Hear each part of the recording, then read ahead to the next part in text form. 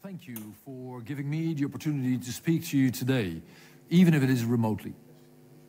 This event, your event, comes at a time when some, especially in other parts of the world, question the existence of climate change. But as you know too well, the reality on the ground tells us a completely different story. And allow me to give just a few examples. In the Peloponnese, in Greece, heat waves and deadly wildfires are becoming more frequent and more intense. Just last month, devastating floods killed hundreds of people in Spain. And here in Belgium and also in Germany, just 2 years ago, several floods killed dozens of people too. As a matter of fact, all over the world, in small towns and in big cities, the climate crisis is wreaking havoc. And there is only one possible response to this crisis, and that is action. And that is exactly what the European Union is doing. We have set the goal for the EU to become climate neutral by 2050. And we will reduce our emissions by 55% by 2030 compared with 1990 levels. In order to achieve this, we are acting on many fronts. On transport, on housing, on energy and industry, and other sectors are being made fit for a climate-neutral future. And in addition to reducing emissions, we are making Europe resilient, adapting to the reality of climate impact. This year, the Commission has set out its plan for managing climate risks, and we will continue to work on this in the months and certainly also in the years to come.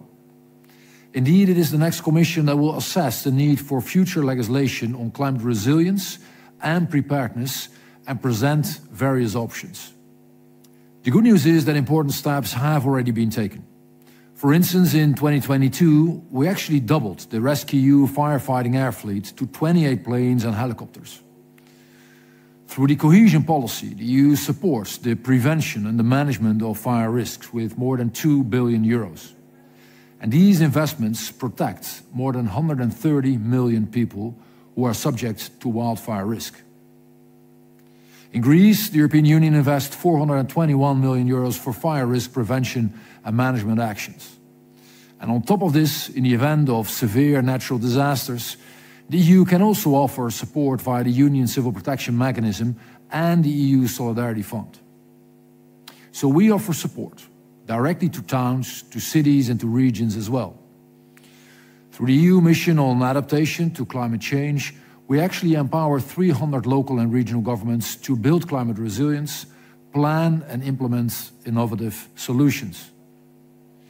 But beyond life-saving, climate action is good for our competitiveness as well. As a matter of fact, via the Innovation Fund, the EU is investing in European businesses that make net zero technology.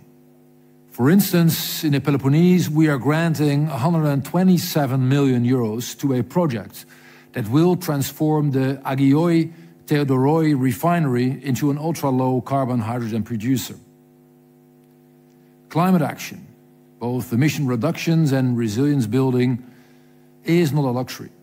It is necessary for our security and our prosperity, and it can provide us with an economic opportunity. I wish you all the best for this very timely conference. Thank you.